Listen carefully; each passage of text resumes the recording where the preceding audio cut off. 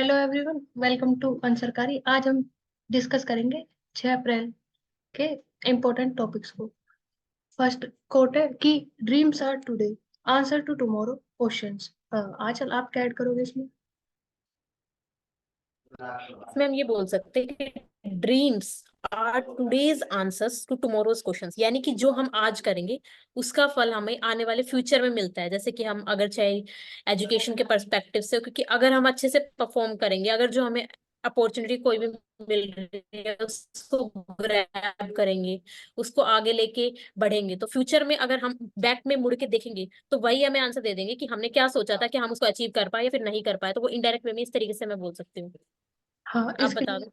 विकसित भारत के उसमें देख सकते हैं कि किस तरह से अलग अलग तरह के इनिशिएटिव लिए जाते हैं।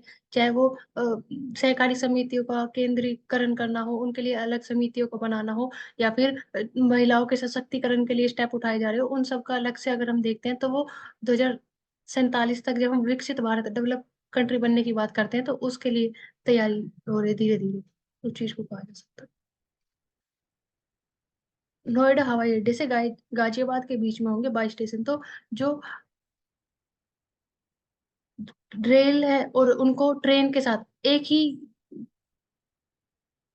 प्राधिकरण स्टेशन के माध्यम से जोड़ा जा रहा है, ताकि एक ही ट्रैक पर दोनों मेट्रो और नमो भारत जो है वो दौड़ सके। इनकी वजह से राजधानी क्षेत्र परिवहन निगम की जो परियोजना है उसके माध्यम से किया जा रहा है। जब हम इसके ट्रैक की बात करते हैं तो उनके लिए 6,988 करोड़ रुपए का खर्च आएगा, जिसका लक्ष्य रखा गया है कि 2023 तक जितने भी हवाई अड्डे और नमो भारतों की ट्रेन है और जो मेट्रो है उनको जोड़ा जा सके। उसके लिए 72.2 किलोमीटर लंबी एलिवेटेड मार्ग बनाए जाएंगे, जिसमें एक ही मार्ग पर रैपिड रेल और मेट्रो दोनों चल सकेंगी।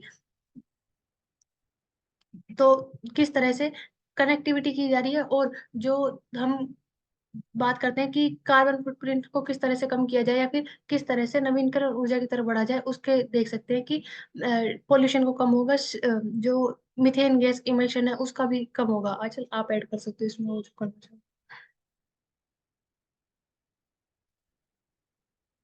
नहीं, नेक्स्ट पे मूव कर। Green helpline. तो ग्रीन हेल्पलाइन जो है वो संबंधित है पेड़ पौधों से। दिल्ली हाई कोर्ट ने बोला है कि ग्रीन हेल्पलाइन पर कोई भी शिकायत दर्ज कराई जाती है तो उसका जो मामले की सुनवाई तुरंत होनी चाहिए, क्योंकि पेड़ों का नुकसान से संबंधित ग्रीन हेल्पलाइन को प्रयोजन किया जाता है। तो ये याद रख सकते हैं, ग्रीन हेल्पलाइन पेड़ों से संबंधित है और उनके मामलों को जल्दी से जल्दी सुलझाने की दिल्ली हाई कोर्ट ने कहा है।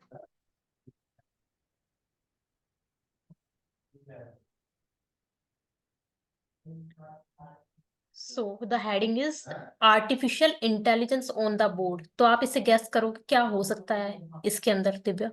Any guesses? आर्टिफिशियल इंटेलिजेंस का जो यूज बढ़ता जा रहा है तो उसके रिगार्डिंग देख सकते हैं कि इलेक्शंस में किस तरह से यूज किया जा रहा है, स्कूल्स में हो रहा है और बिजनेस में देख सकते हैं। तो उस रिगार्डिंग हो सकता है कि किस तरह से जुडिशरी में भी हम आर्टिफिशियल इंटेलिजेंस को इन्वॉल्व कर रहे हैं। तो कहाँ कहाँ पर हम यूज कर सकते हैं उसको, बेनिफिट ले सकते हैं उस चीज से। यस, आर्टिफिशियल इंटेलिजेंस के बेनिफिट बहुत सारे हैं, लेकिन इस आर्टिकल में वो पूरा का पूरा यही कन्वे करना चाहते हैं कि पॉजिटिव एस्पेक्ट्स है, लेकिन हम जो नेगेटिव एस्पेक्ट्स हैं उनको नकार नहीं सकते। तो इन्होंने यहाँ पे देखो लिखा भी है एल्यूर ऑफ टेक्नोलॉजिकल, कि ठीक है, एल्यूर यानी अटेंशन पे करने की जरूरत तब भी है, क्योंकि हम देख रहे हैं कि अलग अलग सेक्टर्स में, जैसे कि आपने बताया एजुकेशन में, इलेक्शंस में आर्टिफिशियल इंटेलिजेंस का यूज हो रहा है, लेकिन हमें फिर भी अटेंशन देने की जरूरत है। क्योंकि काफी सारे केसेस आते हैं, जैसे लाइक देने एक पॉइंट मेंशन हुआ है, ह्यूमन रिस्क ओवर एस्टिमेटिंग, यानी कि हम उतना इतना ज्यादा ओवर एस्टिमेट कर देते हैं आर्टिफिशियल इंटेलिजेंस कि हम ह्यूमन का जो इन्वॉल्वमेंट है वो ही खत्म हो जाएगा, तो हम वो भी अफोर्ड नहीं कर सकते इतना ज्यादा। अगर दूसरा हम बोले तो इससे ये होता है कि ओवर कॉन्फिडेंस, यानी हम पूरा का पूरा टेक्नोलॉजी पे रिलाय हो जाएंगे, तो ह्यूमन बीइंग का कहाँ पे रोल आएगा फिर। कॉग्निटिव डेवलपमेंट की बात करते हैं तो वो सारे फीचर्स तो रिप्लेस हो जाएंगे, तो हम इसलिए भी इतना ज्यादा ओवर रिलायंस, क्योंकि आर्टिफिशियल इंटेलिजेंस सॉल्यूशन है किसी भी चीज का, लेकिन हम इसको पैनिशिया नहीं बोल सकते फॉर द ऑल प्रॉब्लम्स। एक तरीके से हम ये स्टेटमेंट यहाँ पे यूज कर सकते हैं। और हमें आर्टिफिशियल इंटेलिजेंस की कोई प्रोसेस है, उसके रिगार्डिंग कोई रिस्क है, तो उनकी हमारे पास स्ट्रेटेजी होनी चाहिए, ह्यूमन एक्सपर्टाइज होना चाहिए कि हम उनको उसका पॉजिटिव एस्पेक्ट निकाले और वो हमें रिप्लेस भी ना कर पाए। तो इसलिए ह्यूमन इन्वॉल्वमेंट भी इसमें जरूरी है, और और रियल टाइम यूसेज होना चाहिए। और अब यहाँ पे एक कीवर्ड है क्वांटम कंप्यूटिंग। तो आप इसको एक से दो तीन वर्ड में क्या बोलोगे Divya, regarding quantum computing? What is quantum quantum computing? की किसी भी काम को बहुत जल्दी कर देंगे क्वांटम कंप्यूटिंग, और बहुत ज्यादा एक्सपेंसिव होगा। अगर टेक्नोलॉजी के बेसिस में कहे तो डेवलपमेंट में GS3 में साइंस एंड टेक में रिगार्डिंग बात की जा सकती यस, स्पेशलाइज्ड टेक्नोलॉजी होती है कंप्यूटिंग के रिगार्डिंग। और ये ऑलरेडी प्रीलिम्स में क्वेश्चन भी आ चुका है कि क्वांटम क्यूबिट उन्होंने वर्ड दिया था कि ये किस चीज से रिलेटेड होगा, यानी क्यूबिट यानी क्वांटम बिट। ये और इसको दो टर्म्स में मेंशन होता है, 0 और 1 की फॉर्म में इसको मेंशन किया जाता है, जिसको हम बाइनरी बोलते हैं। है। तो तो उसमें क्वांटम यही था, qubit is related to quantum computing. की बात करते हैं तो कंप्यूटर से रिलेटेड होता है। कंप्यूटर में बिट और बाइट का सिस्टम होता है, 0 और 1 का। तो उस वजह से क्वांटम कंप्यूटिंग की बात करते हैं तो हाँ क्यूबिट आ जाता है, 0 और 1 में वैल्यूज प्रोवाइड की जाती है। यस। और नेक्स्ट इज कि हमें, इसलिए हमें डेडिकेटेड वर्कशॉप्स होनी चाहिए, एजुकेशनल रिसोर्सेज होने चाहिए, प्रॉपर कोई एक्सपर्टीज होना चाहिए जो इस रिगार्डिंग पूरे को, क्योंकि हम देख रहे हैं कि साइबर थ्रेट्स भी धीरे धीरे बढ़ते जा रहे हैं। तो आर्टिफिशियल इंटेलिजेंस का इसलिए हमें इसमें मैनेजमेंट करने की भी बहुत ज्यादा जरूरत है। तो इसलिए इन्होंने एक स्टेटमेंट भी दी है, की हाईलाइट है, learn all the risk first as risk is a real time continuous. क्योंकि रिस्क हम ये नहीं बोल सकते कि स्टैटिक रह जाएगा, वो एक डायनेमिक कंसेप्ट है, वो टाइम के साथ हो सकता है, कभी हो भी सकता है रिस्क हो, कभी कभार हो जाता है कि रिस्क ना भी आए, सब कुछ बिल्कुल फ्लूइड कर आराम से चलता रहे। तो ये दोनों चीजें होती है। Next is do not jump into फ्रे अंटिल यू आर रेडी। तो हम आर्टिफिशियल इंटेलिजेंस सॉल्यूशन है, लेकिन जब तक हम उसका बेसिक उसको अंडरस्टैंड नहीं कर सकते, अंडरस्टैंड नहीं कर लेते, या फिर उसकी स्ट्रेटेजिक वे नहीं है उसको अडॉप्ट करने की, तब तक हमें इसमें एकदम से जंप नहीं करना चाहिए कोई भी टेक्नोलॉजी या फिर कोई भी चीज यूज करने के लिए।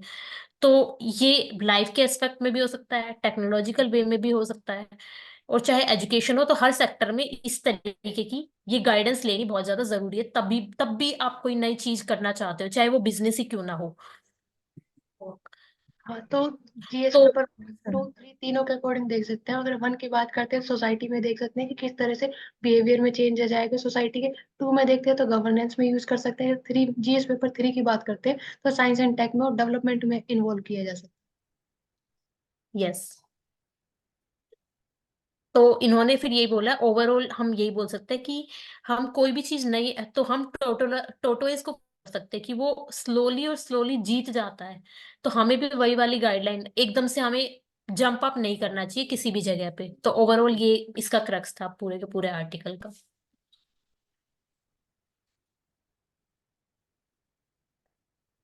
तो यहाँ पे जैसे कि हमने अबव आर्टिकल देखा आर्टिफिशियल इंटेलिजेंस के, तो नेक्स्ट इज साइबर एडिक्शन, यानी कि हम डिजिटल स्टैक में इतना ज्यादा पूरा का पूरा इन्वॉल्व हो चुके हैं कि ये एक तरीके से हमारी फाइट बन गई है कि हम इसके एडिक्शन को रोके कैसे।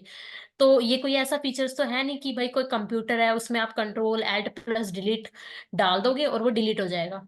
तो इस तरीके की कोई कंडीशन नहीं हो सकती। और सबसे ज्यादा अगर आप देखा जाए कि डिजिटल उसमें सबसे ज्यादा टोटली डिपेंडेंट कौन हो चुके हैं, तो सबसे ज्यादा हमारा है यूथ और चिल्ड्रन। तो इसलिए स्कूल में एनसीईआरटी ने जुड़ के सीबीएसई के साथ एक जागरूकता, साइबर जागरूकता प्रोग्राम लॉन्च करने की बात की है। तो इसलिए हम उसमें total objective of the this यही है कि coexist with technology without viewing it as an adversary, thereby promoting a balanced and sustainable relationship। तो यहाँ पे हो रही है sustainable relationship with the digital world, तो ये हमारे यहाँ का कीवर्ड है, आप इसमें ऐड कर सकते हो। है।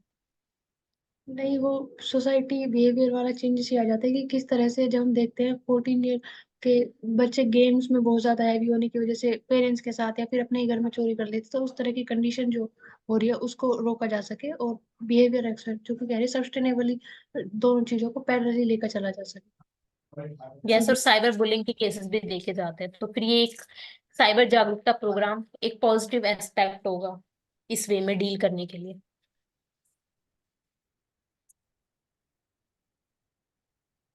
Next, Italian film safety assesses कवच सिस्टम। तो आप गैस कर सकते हो कवच सिस्टम किस चीज से रिलेटेड होगा? कवच सिस्टम ट्रेन से रिलेटेड है कि अगर ऐसी कंडीशन होती है कि ट्रेन आपस में टकराने वाली है तो वो खुद ही ब्रेक लग जाते हैं, रोक लेती है, तो उस तरह की एक कवच सिस्टम डेवलप किया गया था इंडिया में उसके रिगार्डिंग। नमो भारत, वंदे भारत ट्रेन में। इसमें यही बोल सकते हैं कि ये एंटी, तो यहाँ पे कीवर्ड है एंटी ट्रेन कोलिजन सिस्टम। तब भी पूछा जाए कि एक वर्ड में या फिर दो वर्ड में आपसे पूछा जाए कि व्हाट इज कवच सिस्टम, तो it is anti train collision system. ये ऑलरेडी सीडीएस में क्वेश्चन आ चुका है इसके रिगार्डिंग, तो उसमें यही स्टेटमेंट दी थी कि this is anti train collision system.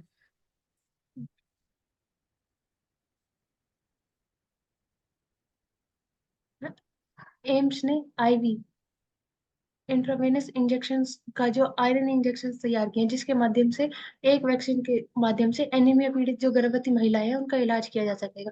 अगर वो राष्ट्रीय परिवार सर्वेक्षण सर्वे 5 की बात करें तो उसके अनुसार 52.2% महिलाओं में एनीमिया से पीड़ित हमें देखने के लिए मिलती है, जिसमें से 3% महिलाएं ऐसी होती है जो एनीमिया से पीड़ित है। लेकिन वहां देखा जाता है कि उन्हें नियमित वैक्सीनेशन कराना जरूरी होता है, जिसमें बहुत अधिक खर्चा होता है, जो लगातार नहीं यूज कर पाते। उसकी वजह से एम्स ने एक इस तरह का इंजेक्शन तैयार किया है, जिसके बहुत कम कीमत में 300 रुपये में एक बार इंजेक्शन लगने के बाद उन्हें एनीमिया जैसी बीमारी से निशुल्क प्रदान किए जाएगा, ताकि वह उनसे फ्री हो सके।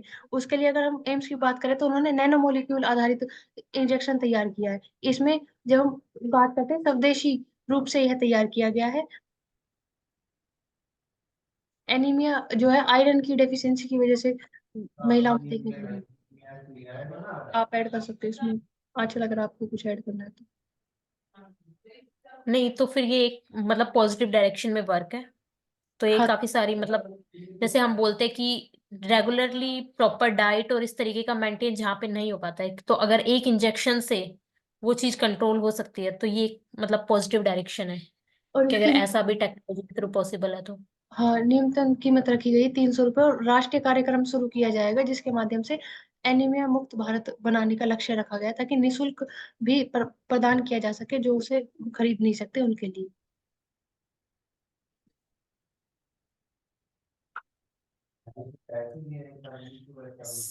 Similarly on same lines, oral polo polio vaccine, जैसे कि हमने कल बात भी की थी कि ओरल पोलियो वैक्सीन के बारे में, तो हमने देखा था कि इंडिया और नीदरलैंड कोलैबोरेट कर रहे हैं वैक्सीन के लिए। तो सिमिलरली एक एक और है आइमोवैक्स पोलियो।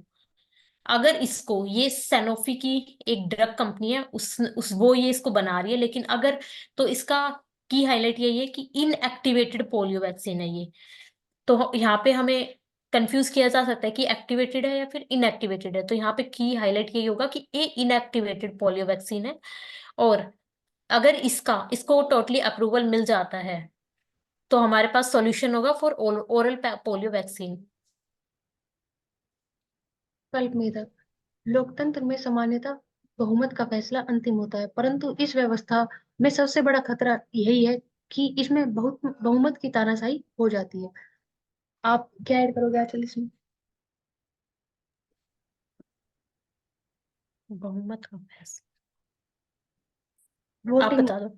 ये है कि जब हम लोकतंत्र डेमोक्रेसी की बात करते हैं, अगर विपक्ष का होना भी महत्वपूर्ण है, ताकि कुछ मुद्दों के ऊपर वह अपनी राय रख सके, और जो भी पार्टी सत्ता में है उसके ऊपर कुछ ना कुछ अंकुश हो सके। तो उसके अनुसार कह सकते हैं, अगर एक ही पार्टी को अत्यधिक वोट या फिर सीट मिल जाएंगी तो वो अपने कार्य को, बिल को पास करने में एक तरह से उनके ऊपर तानाशाही हो सकती है कि वो सभी कार्य को कर सकती है। लेकिन अगर विपक्ष होगा तो मुद्दे उठाए जा सकते हैं कि किस तरह से बिल को में या फिर किसी भी चीज में और चीजों को ऐड किया जा सके। लोकतंत्र के लिए बहुमत अनिवार्य है, लेकिन अत्यधिक बहुमत अगर सभी सीटें एक ही पार्टी को मिल जाए तो उनकी तानाशाही बढ़ सकती है। तो इस तरह का थोड़ा सा नेगेटिव। उत्तर प्रदेश में मदरसा कानून का मामला अवैध असंवैधानिक ठहराने के आदेश सुप्रीम कोर्ट ने रोक लगाई। तो जो उत्तर प्रदेश में इलाहाबाद हाई कोर्ट ने इस पीठ पर रोक लगाई थी कि जितने भी मदरसा स्कूल उस समय चल रहे हैं उन सभी को रोक दिया जाए, क्योंकि इस पर सालाना खर्च 1096 करोड़ रुपए आता है। लेकिन सुप्रीम कोर्ट ने उस पर रोक लगा दी, जिसमें उन्होंने कहा है कि मदरसा अधिनियम 2004 के प्रावधानों को रद्द नहीं किया जा सकता, क्योंकि इसमें यह सुनिश्चित किया गया था कि मदरसा में गणित, विज्ञान, इतिहास, भाषा जैसी मुख्य धर्मनिरपेक्ष शिक्षा की प्रदान किए जाएंगे। इसके अलावा इसमें 17 लाख छात्र और 10,000 शिक्षक प्रभावित होंगे, तो इसलिए इस नियम को इस तरह से रद्द नहीं किया जा सकता। जब हम धर्मनिरपेक्ष की बात करते हैं तो भारतीय संविधान के 44वें संविधान संशोधन के माध्यम से 1978 में जोड़ा गया था शब्द धर्मनिरपेक्ष। सेकुलर। आंचल, आप ऐड करना चाहोगे इसमें कुछ? नो। वही कि अगर हम स्मॉलेस्ट लोकसभा कॉन्स्टिट्यूएंसी देखें तो वो चांदनी चौक होगी, जो कि national capital territory of Delhi के अंदर आती है। उसके अलावा जब हम देखते हैं लोकसभा में न्यूनतम उम्र क्या होगी किसी भी को भी मेंबर बनने के लिए, वो 25 साल। जब हम राज्यसभा की बात करते हैं तो वो है 30 साल। जब हम पंचायत यानी कि सरपंच बनने की बात करते हैं तो उसके लिए न्यूनतम उम्र है 21 साल। राष्ट्रपति और राज्यपाल के लिए है 35 साल। यस। केंद्रीय रसायन व उर्वरक मंत्री मनसुख मांडविया ने कहा कि भारत 2025 के अंत तक यूरिया का आयात बंद कर देगा। मतलब जो भारत की इंपोर्ट पर डिपेंडेंसी है उसको कम किया जाएगा, ताकि घरेलू स्तर पर यूरिया का आपूर्ति की जा सके और उसे उत्पन्न किया जा सके। उसके लिए हम देखते हैं कि नैनो लिक्विड यूरिया और nano liquid di ammonia phosphate जैसे विकल्पों को तैयार किया जा रहा है। इसके अलावा नीम कोटेड यूरिया जैसे विकल्प भी बढ़ाए जा रहे हैं, जिसके लिए गुजरात में प्लांट लगाया गया था, ताकि जो भारत की सालाना करीबन 350 लाख टन यूरिया की जरूरत है उसको पूरा किया जा सके। इसके लिए 2025 तक का लक्ष्य रखा गया है। आप ऐड कर सकते हो आंचल इसमें, अगर आपको कुछ और करना अगर है। मैं इसमें जनरल साइंस के कंटेक्स्ट में पूछूं कि कोई ऐसी प्रोसेस का नाम आप बता सकते हो जो related to production of ammonia हो, तो हम यहाँ पे हैबरमास प्रोसेस का नाम लेते हैं, ओके। जो for the production of ammonia. Ammonia के रिगार्डिंग आती है। अमोनिया यूरिया में यूज होता है, तो यूरिया का फॉर्मूला भी देख सकते हैं हम। आप यूरिया का फॉर्मूला बता सकते हो क्या होता यस, NH2CO NH2 होता है। है? Okay, thank you. आयुर्वेदिक उत्पाद बाजार 1.2 लाख करोड़ तक पहुंचने का अनुमान। तो आयुर्वेदिक प्रौद्योगिकी स्टार्टअप निग्रो स्ट्रीट की रिपोर्ट के अनुसार कहा गया है कि किस तरह से अंतरराष्ट्रीय स्तर पर प्राकृतिक व हर्बल उपचारों की मांग निरंतर बढ़ रही है। तो जब हम भारत में अ, घूमने के स्थल्स की बात करते हैं, पर्यटन स्थल्स की बात करते हैं, तो उनको 3 स्तर में बांटा गया है कि अ, मंदिरों में धार्मिक स्थल, रमणीक स्थल, जैसे अगर हम अन्य सुंदर स्थल्स की बात करते हैं, और तीसरा हो जाता है मेडिकल क्षेत्र की किस तरह से राजस्थान के जयपुर, उदयपुर को तमिलनाडु में अलग अलग स्थल को इस तरह से मेडिकल पर्यटन के रूप में डेवलप किया जा रहा है। तो उसमें भी देख सकते हैं कि प्राकृतिक हर्बल उपचार की मांग निरंतर बढ़ती जा रही है। अगर हम इसके अभी के बात करें तो सालाना $7 अरब यानी कि 57,000 करोड़ रुपए का टर्नओवर प्रतिवार्षिक किया जाता है, जिसे 2028 तक 1,20,000 करोड़ तक पहुंचाने की उम्मीद रखी गई है। तो देख सकते हैं कि किस तरह से डेवलपिंग, विकसित हो रहा है। आयुर्वेदिक चिकित्सा के लिए आयुष्मान भारत स्कीम में अलग अलग तरह की यूनानी और आयुर्वेदिक मेडिसिन को भी प्रमोट किया जा रहा है। और उसके अलावा जो इन जितने भी आयुर्वेदिक डॉक्टर्स हैं, जो उचित सर्टिफिकेट प्रदान किए जा रहे हैं, ताकि इस तरह से होने वाले जो फर्जी या फिर धोखाधड़ी है उसको रोका जा सके। आप ऐड कर सकते हो आचार्य इसमें, अगर आपको कुछ ऐड करना है तो। नहीं।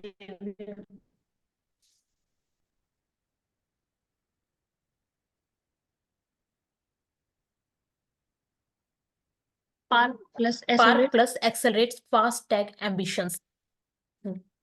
You can continue. आप कर दो। तो यहाँ पे हम पार्क प्लस दे सकते हैं कि इसकी फॉर्म क्या है, प्लेटफॉर्म जिसका नाम है पैक्सी बैक्ड कार सर्विसेज प्लेटफॉर्म। तो इसमें यही है कि जो कंपनी है वो बहुत सारे फास्ट टैग एक मंथ में मतलब कंट्रीब्यूट करी है, तो इसका प्लस 1 किससे रिलेटेड है, तो हम आइडिया लगा सकते हैं कि कार सर्विस से बोले, आईडीबीआई, आईडीएफसी और बैंक से भी जुड़ी हुई है। आप ऐड कर सकते हो। हाँ, इसमें लास्ट में एक्सप्लेन किया गया है कि इन्होंने फूड डिलीवरी को भी इसके साथ ज्वाइन किया है, ताकि जैसे स्विगी और ब्लिंकिट जैसी एप्स के माध्यम से 10 मिनट्स में फास्ट टैग की डिलीवरी की जा सके। तो ये इनोवेटिव हो सकता है। हम्म।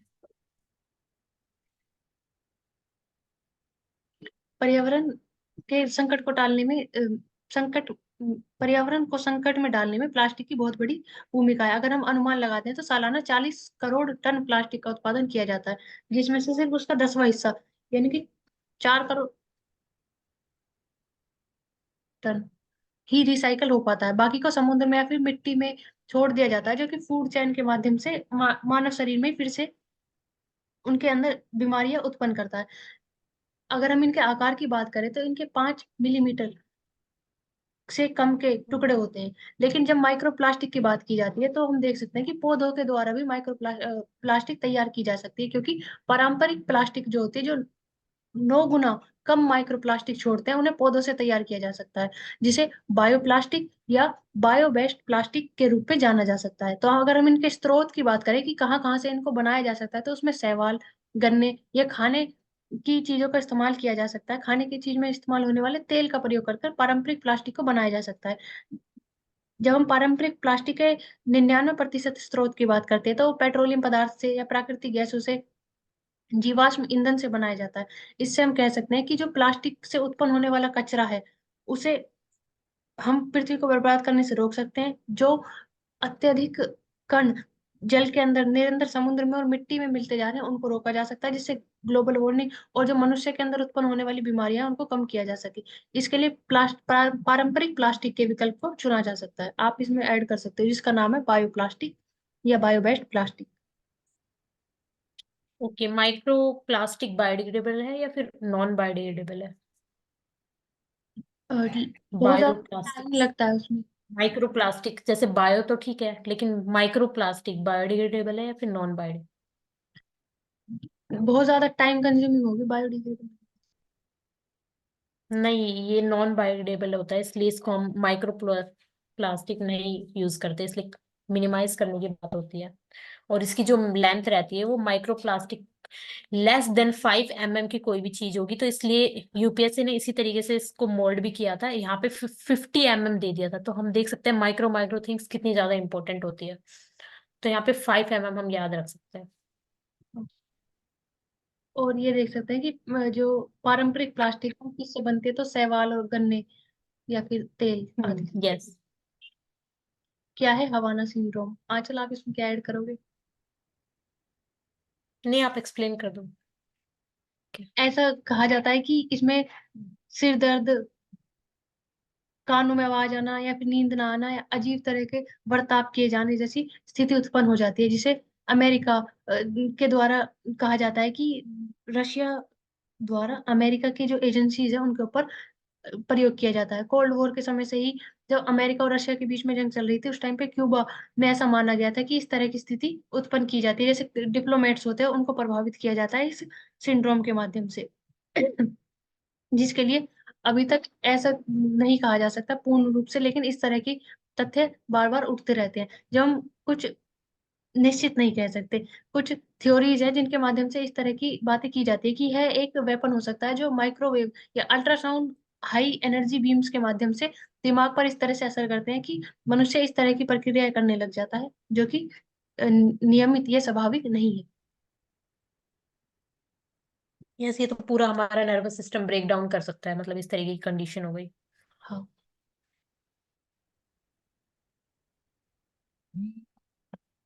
अंगों के सौदागर की यहाँ देखा गया है कि हरियाणा पुलिस ने अंतर्राष्ट्रीय किडनी रैकेट का पर्दाफाश किया, जिसमें डॉक्टर्स को और अस्पतालों की भी मिलीभगत मिली है। तो किस तरह से अवैध अंग प्रत्यारोपण का जो ये कारोबार है चल रहा था। अगर हम इसके लिए कोई किसी कानून की बात करते तो 1994 में अवैध अंग प्रत्यारोपण कानून बनाया गया था, जिसके अंदर इसके लिए सजा के प्रावधान है।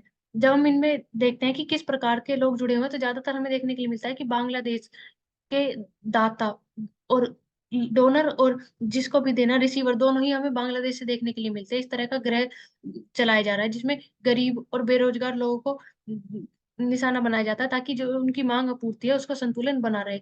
जब हम देश में अ, मुख्य स्तर पर देखते हैं तो अंग दान की स्थिति में हमें कमी महसूस होती है, लेकिन इस तरह के रैकेट जो चलते जा रहे हैं उनको किस तरह से रोका जा सके, उसके लिए आप कुछ ऐड कर सकते हो? चल इसमें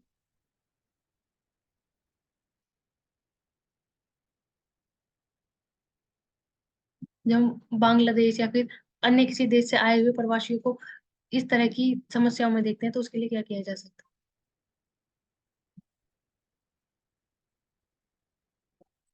है? और अधिक नियमों में बदलाव किए जा सकते हैं समय के अनुसार, और मुख्य जांच एजेंसियों को द्वारा अन्य कदम उठाए जा सकते हैं कि किस तरह से योजनाबद्ध तरीके से इस तरह के अपराध चलते हैं जो उनको रोका जा सके।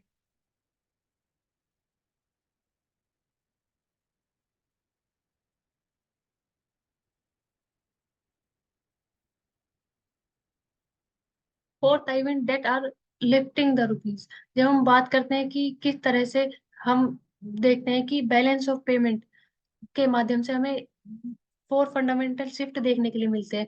तो पहला होता है कि कोई भी सर्विस या फिर कोई भी गुड और सर्विस अगर जब हम एक्सचेंज करते हैं तो उसके माध्यम से या तो करेंसी देश के अंदर आती है या फिर देश से जाती है इंपोर्ट या एक्सपोर्ट के माध्यम से। दूसरा हम देखते हैं कि जब हम सर्विस सेक्टर की बात करते हैं जो कि आईटी सेक्टर हो गया, फिर जो अन्य सर्विस हो गई जिसमें बैंकिंग या फिर और सेवाओं को शामिल किया जाता है, उनके माध्यम से हमें इनफ्लो होता हुआ दिखाई देते हैं कि किस तरह से डॉलर इंडिया के अंदर आते हैं। जब हम देखते हैं कि ऑयल या जो अन्य प्रोडक्ट बाहर से परचेस किए जाते हैं उनके माध्यम से रुपी या फिर डॉलर बाहर कंट्री में जाते हैं। ब्लू कॉलर जॉब हो गई, जो जीसीसी कंपनी है जहां पर एक बहुत बड़ी संख्या में कारीगर भारत से बाहर काम करने के लिए जाते हैं, उनके माध्यम से भेजे गए पैसे जो कि इंडिया में अन्य करेंसी के माध्यम से आते हैं। जब हम एफडीआई और एफपीआई की बात करते हैं, फॉरेन डायरेक्ट इन्वेस्टमेंट या फॉरेन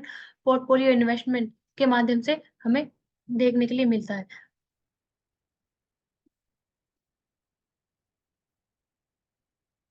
जैसे हम देख सकते हैं कि बैलेंस ऑफ पेमेंट में दो अकाउंट्स को बनाया गया है, करंट अकाउंट और कैपिटल अकाउंट। जब हम करंट अकाउंट की बात करते हैं तो उसमें बैलेंस ऑफ इनविजिबल और बैलेंस ऑफ विजिबल रखा गया है। बैलेंस ऑफ विजिबल्स में वो सारे गुड्स आ जाएंगे जिन्हें हम देख सकते हैं। जब हम बैलेंस ऑफ इनविजिबल्स की बात करते हैं तो वहां पर सर्विसेज आ जाती है जिसमें सॉफ्टवेयर सर्विस हो गई, कंसल्टेंसी हो गई या फिर और सभी आ गई। उसके अलावा हम इनकम को जोड़ते हैं, जो भी इनकम बाहर से जनरेट हो रही है या फिर बाहर रहने वाले व्यक्ति ट्रांसफर करते हैं उनके माध्यम से या फिर ट्रांसफर या रेमिटेंसेस के माध्यम से आते हैं, उनको सभी को इनविजिबल करेंसीज के अंदर रख बैलेंस ऑफ इनविजिबल्स के अंदर रखा जाता है। लेकिन जो लोन होते हैं जब हम उन्हें उनके जो इंटरेस्ट पेमेंट को चुकाते हैं उनको कैपिटल अकाउंट के अंदर रखा जाता है, बोरोइंग्स को।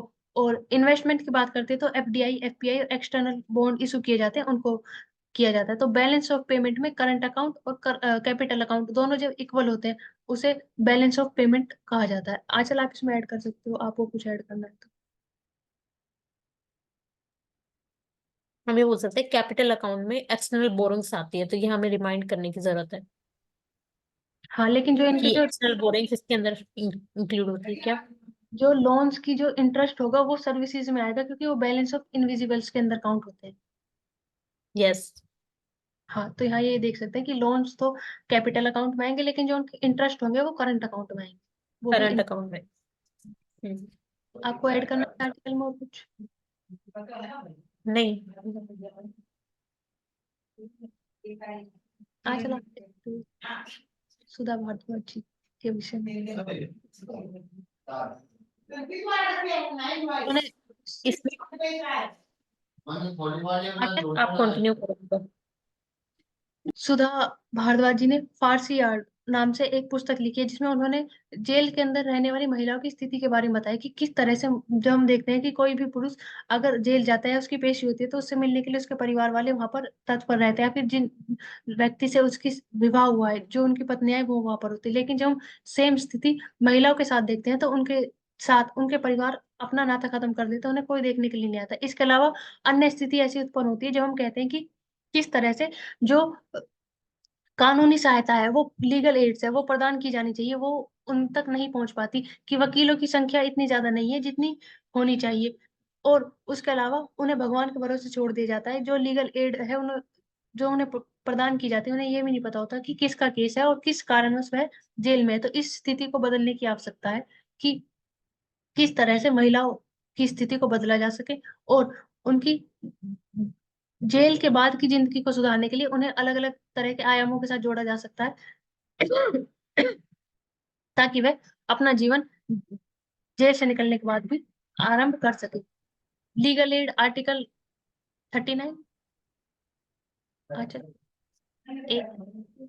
यस, 38 में आता है। तो और इसमें हम ये भी बोल सकते हैं कि वुमेन एम्पावरमेंट, तो आजकल हम देख रहे हैं कि जो जेल में है वहां पे भी मतलब एक पूरा फैक्ट चेक यूनिट क्रिएट की जा रही है, जिससे कि मतलब वहां पे रहने वाले लोगों का पूरा जीवन को मतलब नॉर्मल लाइफ की तरह ही बनाया जा रहा है, और वो इजिली, ताकि उनको चेंज भी हो जाए कि मतलब उन्होंने जो अगर क्राइम करा था वो भी इम्प्रूव हो, बाकी एम्पावरमेंट भी मिले, यानी कि उनको अकेला फील ना हो या फिर लोनलीनेस जैसे फीलिंग ना हो। तो ये इन फ्यूचर उनके एम्पावरमेंट में हेल्पफुल हो सकती है। तो यहाँ पे हम ये बात कर सकते हैं कि यही एक तरीके से सोशल चेंज यही ला सकता है, कि एजुकेशन भी दी जा रही है वहीं पे उनको, एम्पावरमेंट भी दिया जा रहा है, तो इस तरीके की कंडीशंस इंप्रूव हो सकती है इन फ्यूचर। हो सकता है मैं आपके विचारों से सहमत ना हो पाऊं, फिर भी विचार प्रकट करने के आपके अधिकार की मैं रक्षा करूंगा। वालतेयर। आप क्या ऐड करोगे आंचल इसमें? इसमें हम ये बोल सकते हैं कि ये तो डिपेंड करता है कि आपके व्यूज से कोई, क्योंकि हम ये बोलते हैं ना, लाइक डिसॉल्व लाइक, कि जो एक जैसा इंसान होगा वो उसकी एक उनकी बातों को समझ पाता है, लेकिन काफी बार हो जाता है कि हम अपोजिशन में होते हैं तो उनके विचारों को नहीं समझ पाते। लेकिन हमारे पास एक मौलिक अधिकार है कि हम अपने व्यूज को पुट कर सकते हैं, जो कि हमारे freedom of speech and expression में आता है। तो इसमें यही बोल सकते हैं हम कि व्यूज डिफरेंट हो सकते हैं, लेकिन उसका मतलब ये नहीं कि हम उसको अपने अंदर दबा के रखें या फिर उसको सामने ना बोले। तो हम विचार जरूर दे सकते हैं एक दूसरे को। वो डिपेंड करता है कि इंसान उसको मानना चाहे या ना मानना चाहे। जैसा कि सुप्रीम कोर्ट ने भी हाल ही में कहा था कि आर्टिकल 19 सिर्फ अभिव्यक्ति की आजादी नहीं देता, वो यह भी प्रकट करने की आजादी देता है कि आप किसी बात से सहमत हैं या नहीं। कोई भी व्यक्ति किसी भी मुद्दे को लेकर अपनी राय प्रकट कर सकता है, एक सभ्य माध्यम से, कि वह उस बात के लिए सहमत है या नहीं। संविधान को ताकत देने वाली 15 महिलाओं की कहानी। जब हम बात करते हैं संविधान सभा की, तो हम देखते हैं कि उसमें 299 सदस्य थे। उन्हीं 299 सदस्यों में 15 महिलाएं भी थी, क्योंकि जब हम बात करते हैं संविधान सभा की, तो आप ले सकते हो आंचल इस आर्टिकल को।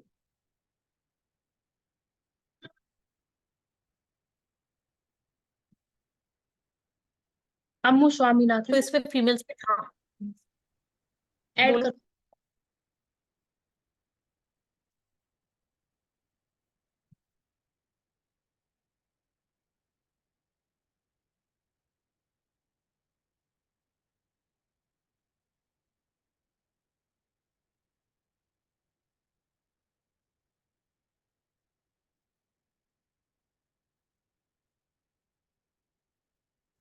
बोलो ना, मैं इसमें बीच बीच।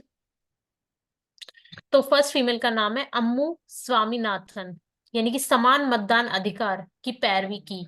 तो इसमें हम ये देख सकते हैं कि ये कहाँ से थी, ये तमिलनाडु से थी, और 1942 के भारत छोड़ो आंदोलन में भी शामिल इन्होंने मतलब शामिल हुई थी। नेक्स्ट इज बेगम कुदसिया, तो हिंदी को राष्ट्रभाषा बनाने की पक्षधर। तो हम यहाँ पे देख सकते हैं कि हिंदी को राष्ट्रभाषा बनाने की तो कितना बड़ी अचीवमेंट है ये। तो एकमात्र मुस्लिम महिला थी, तो आप देख सकते हो कि मुस्लिम होने के बावजूद वो हिंदी को प्रमोट कर रही है। नेक्स्ट इज दया दक्षा, यानी वैल वैल्यायुधन आरक्षण के खिलाफ रही, यानी एकमात्र दलित महिला जो रिजर्वेशन पॉलिसी के खिलाफ थी। सब रिजर्वेशन मांगते हैं लेकिन यहाँ पे वो अपोज कर रही है उसको। एनी मैस्क्रीन, रियासतों के विलय में निभाई भूमिका, संविधान सभा में हिंदू कोड बिल पर काम करने वाली चयन समिति में भी रही है। नेक्स्ट इज दुर्गाबाई देशमुख, यानी कि हिंदी को बढ़ावा दिया। 10 साल की उम्र में, कि आप देख सकते हो सिर्फ 10 साल की उम्र में अंग्रेजी माध्यम के स्कूलों का बहिष्कार कर महिलाओं के लिए हिंदी स्कूल खोल दिया। तो हम देख सकते हैं कि इंडिपेंडेंस टाइम में भी वुमेन कितना बड़ा रोल प्ले कर रही है, कम अमाउंट में पार्टिसिपेट करने के बावजूद। नेक्स्ट इज हंसा जीवाराज मेहता, सभी पुरुषों को समान बनाया गया है, में पुरुष शब्द को मानव करवाया, यानी कि सिर्फ पुरुष नहीं, मानव, ताकि उसमें मेल फीमेल दोनों आ सके। नेक्स्ट इज सरोजनी नायडू, आजादी की लड़ाई लड़ी, इनको हम बोलते हैं केसरे हिंद सम्मान भी मिला हुआ है इन्हें 1928 में। नेक्स्ट इज सुचेता कृपलानी, भारत छोड़ो आंदोलन से जुड़ी हुई है, देश की पहली महिला मुख्यमंत्री बनी। विजय लक्ष्मी पंडित, पंडित नेहरू की बड़ी बहन, यानी कि विजय लक्ष्मी, आपातकाल में, यानी कि जो हमारा उसके में विरोध किया था पार्टियों का, यानी पॉलिटिक्स से रिलेटेड है। नेक्स्ट इज कमला चौधरी, तो ये स्वतंत्रता संग्राम में 6 बार जेल गई, फिर भी हार नहीं मानी। तो स्वतंत्रता संग्राम के दौरान 6 बार जेल में गई थी ये वाली महिला कमला चौधरी। नेक्स्ट इज लीला राय, दंगों में 400 महिलाओं को बचाया, 6 दिनों में 90 मील पैदल यात्रा करके 400 महिला को बचाया। तो आप देख सकते हो कि कितना ज्यादा मतलब अवेयर थी और कितना ज्यादा बोल्ड थी कि वो इस तरीके के काम उस टाइम में कर पा रही हैं। तो फिर आज की महिलाएं क्यों नहीं कर सकती, ये बहुत बड़ा क्वेश्चन है। तो इसलिए अपने आप को अंडर